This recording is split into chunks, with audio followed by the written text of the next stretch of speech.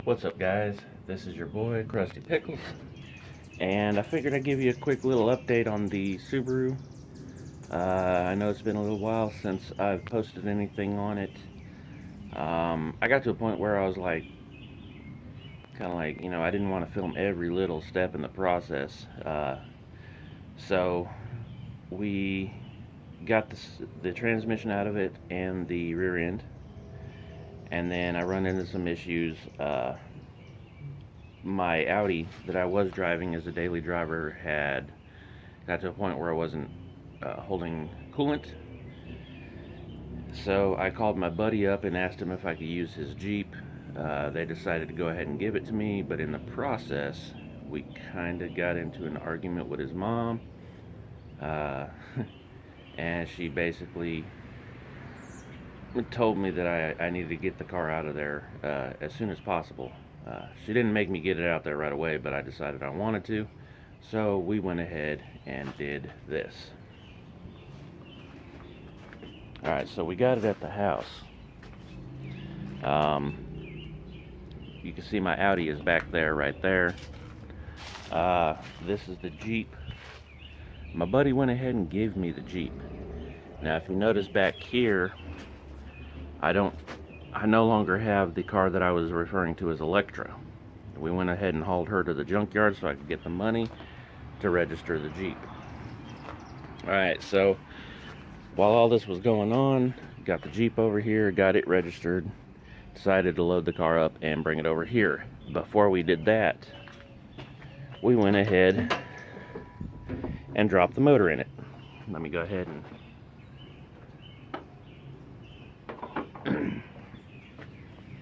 and drop the motor in it. We went ahead and put the radiator in there. He went ahead and let me keep the aluminum radiator, and I decided I wanted to go ahead and try to start with the wire tuck. It's not that good of a job, but it's better than just throwing it in there like factory. Also, I'm kind of considering getting rid of that intake manifold.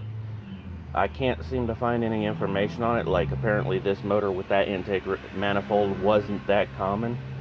So if you look up the EJ204D, which is the naturally aspirated 2.0 with the variable valve timing, typically you get one that has a normal intake on it. This one has the variable runner intake on it, as you can see right there. I'm considering getting rid of it. Also, I'm trying to figure out what this actually is. I'm not seeing a plug on the harness for it.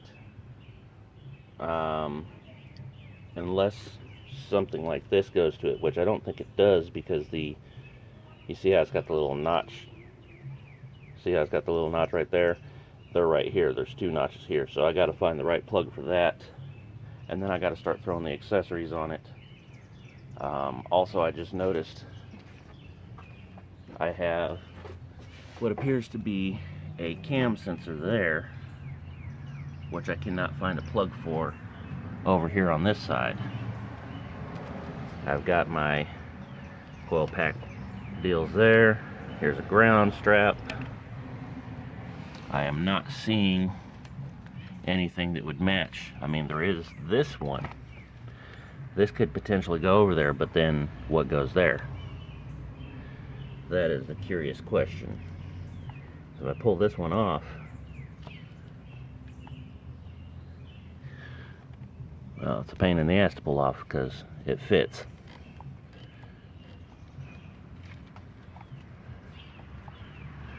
There we go. So pull this one off. That actually might go over here because the length of it would fit. So I'm thinking this is actually this one right here. Now I'm thinking of it because it does fit there. So that leaves me wondering what goes here. Well, that answers my question, I think. Maybe, maybe not. I'm not seeing any more sensors back here. I don't know if this one is long enough to reach there.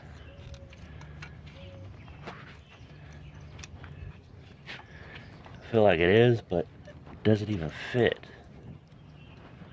It does not appear to fit. So I'm thinking this one might be something for the throttle body up here. Part of the reason why I'm thinking about getting rid of the intake manifold is because my buddy has taken the throttle body and we don't know what he done with it. So he's got to search his garage, see if he can find the throttle body, and then we got to pull the transmission and rear end out of his Outback still. We'll do that, and once that's done, we'll go ahead and take this car back over to his house to do the transmission and rear end, and then we'll bring it back over here for good. I've got a bonus coming up at work. Hopefully I'll be able to use it to get an ECU for this car, because it's around about the same amount that I'm getting on the bonus. So we'll see about that. And yeah, I ran the factory harness that he left back where it came. I still got to get the climate control box and everything else that goes along with it. While I got it down, man, I'm just going to try to hide wires. As you can see, I pulled the actual fuse block out of here because I'm wanting to relocate it under the dash somewhere, maybe. The goal is just to hide everything as you can. If we come over here, all my junk is inside the car. I've got the door panels off because I pulled the speakers out to put in the Jeep. The wiring is pretty much a hack job. I guess he said he bought the car with the stereo hacked out like that.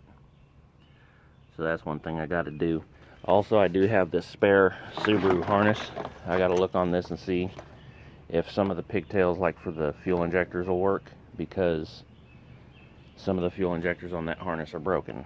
So I might be splicing some of these pigtails onto that one and hoping it works.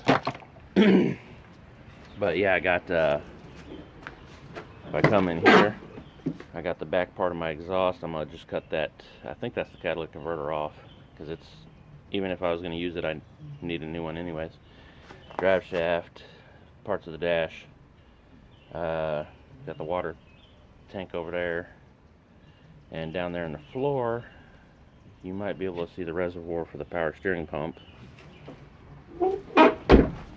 Come in here, he decided to go ahead and give me his header. It's an unequal length header. I wanted it that way so I could get that signature Subaru rumble, and then just more interior pieces. I think that's the power steering pump right there. Overflow, well, actually the overflow's over there, and then that's going to be your washer reservoir. Try to clean the car up as much as possible. There was some stickers right here. I got to get in there with like maybe some 4/0 steel wool and some Windex, try to get the residue off. Same thing up front. I took the Type RA sticker off. I guess he was missing the A. Yeah, and then I just gave it a wash. Like, it's not as dirty as it was. It's still dirty. You know, you had the birds crapping on it and stuff falling on it from the trees up there. But other than that, I got it cleaner than it was.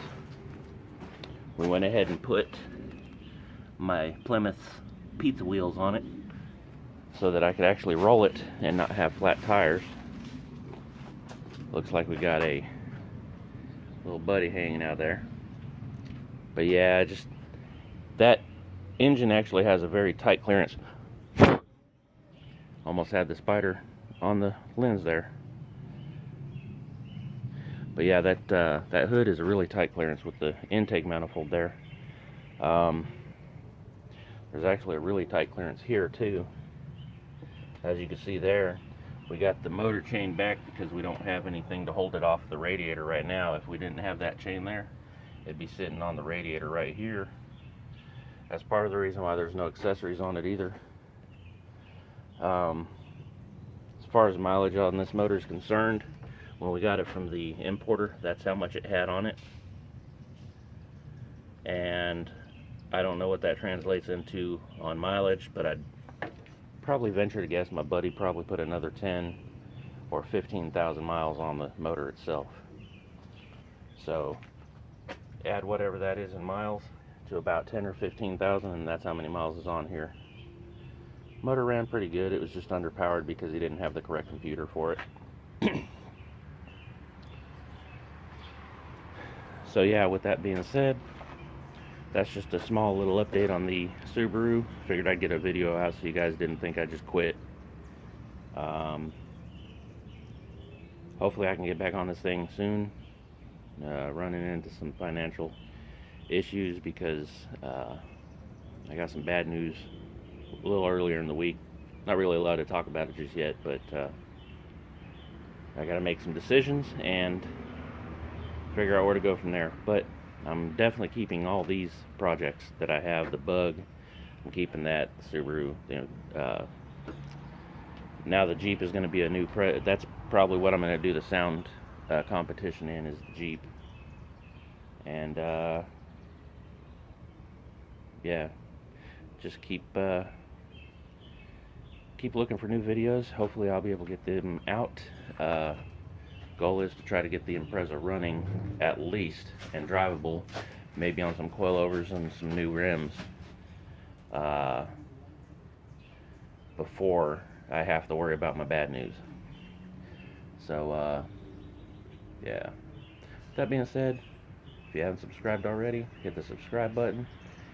And if you did like this video for whatever reason, hit the thumbs up. And until next time, have a good day. Peace.